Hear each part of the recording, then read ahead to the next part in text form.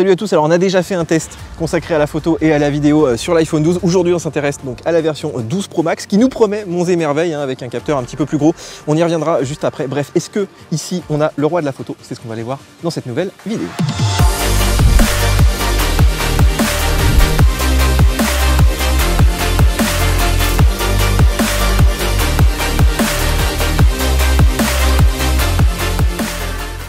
Alors à l'intérieur, on a un capteur qui est à peu près 50% plus gros, ce qui est vraiment pas mal sur un smartphone, ce qui va nous permettre d'avoir des images beaucoup plus détaillées, d'avoir aussi des meilleures capacités de nuit, et puis peut-être d'avoir un bokeh un petit peu plus sympa. Bref, on va aller voir ça maintenant dans des exemples très concrets. Bon, en plein jour, c'est un petit peu la déception, on a fait quand même pas mal de photos, et c'est vrai que c'est très difficile de différencier celles qui ont été prises avec un 12 Pro d'un 12 Pro Max. Bon, je m'y attendais un petit peu, mais je m'attendais aussi quand même à quelques différences. Moi, je me demande si Apple n'arrive pas un peu aux limites du 12 mégapixels, si là-dessus, avec un grand capteur comme ça, il n'aurait pas fallu mettre un petit peu plus de photosite. Bon, en mode portrait, pas non plus de révolution, pas de miracle, les contours sont pas mieux faits. Franchement, j'ai vu aucune différence encore une fois entre le Pro et le Pro Max. Bon, alors l'effet bokeh, moi j'attendais un petit effet de flou comme ça en arrière-plan plus prononcé sur le Pro Max. C'est pas tellement le cas, enfin en zoomant un peu on arrive à voir, mais c'est vraiment à pas grand chose. Donc voilà, c'est pas, vous aurez pas des beaux bokeh avec ça.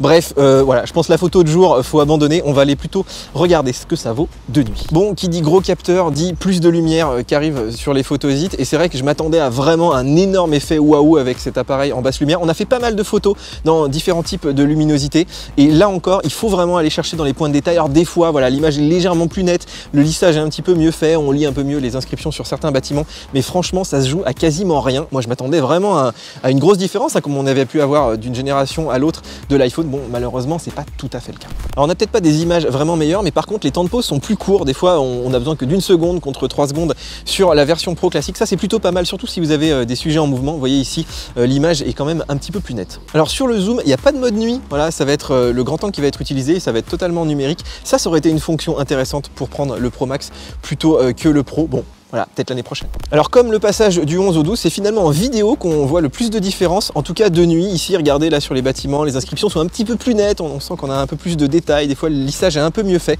Donc c'est vrai que voilà, ici on a quand même l'iPhone qui filme le mieux de nuit, mais je m'attendais vraiment à beaucoup plus de différence, à ce qu'on ait une image beaucoup plus claire, beaucoup plus détaillée. Là, c'est pas vraiment le cas non plus. Alors sur le 12 Pro Max, on a un nouveau système de stabilisation par déplacement du capteur, ce qui change un peu par rapport au déplacement de l'objectif habituel. Là, on a fait des vidéos comparatives. J'étais incapable de savoir quel était l'un ou l'autre. Des fois, on en a un qui est un petit peu meilleur, mais c'est jamais le même. Donc, pas de révolution là-dedans. En revanche, c'est possible que suivant les conditions, je sais pas si vous êtes en ski, en moto, ce soit un peu meilleur que sur le 12 Pro. Mais voilà, pour le quotidien, en tout cas, j'ai pas trouvé ça incroyable. Bon, pour conclure, est-ce que ça vaut le coup de prendre cet iPhone 12 Pro Max pour ses capacités photo et vidéo? Clairement pas. Moi, je pense qu'il faut vraiment prendre ce téléphone d'abord parce que c'est un grand téléphone, parce qu'on apprécie ce format. Ça peut être plus facile pour filmer, pour le prendre en main, mais c'est vrai que le prix est pas justifié par rapport à ce que ça apporte, même si on peut dire voilà, qu'on a ici le meilleur iPhone pour prendre des photos et des vidéos. Moi ce que je pense c'est qu'on arrive aussi un petit peu aux limites de ce qu'Apple sait faire en termes de hardware. Je pense qu'il faudrait aujourd'hui soit mettre un petit peu plus de photosites, soit faire carrément grossir tout ça, mais est-ce qu'ils sont vraiment prêts à avoir un iPhone beaucoup plus gros pour avoir des bonnes capacités photo vidéo? Je n'en suis pas sûr. En tout cas, dites-moi ce que vous en pensez dans les commentaires. Voilà les amis, j'espère que vous avez apprécié ce petit test que j'ai essayé de faire le plus honnête possible. En attendant, n'hésitez pas à commenter, à me poser des questions dans les commentaires. Bien sûr, si on a aimé, on like, on s'abonne à la chaîne, on télécharge aussi nos applications mobiles Mac Forever, c'est de l'actu et des bons plans toute l'année. Et puis nous, on se retrouve très bientôt sur YouTube pour de nouvelles vidéos. Ciao, ciao.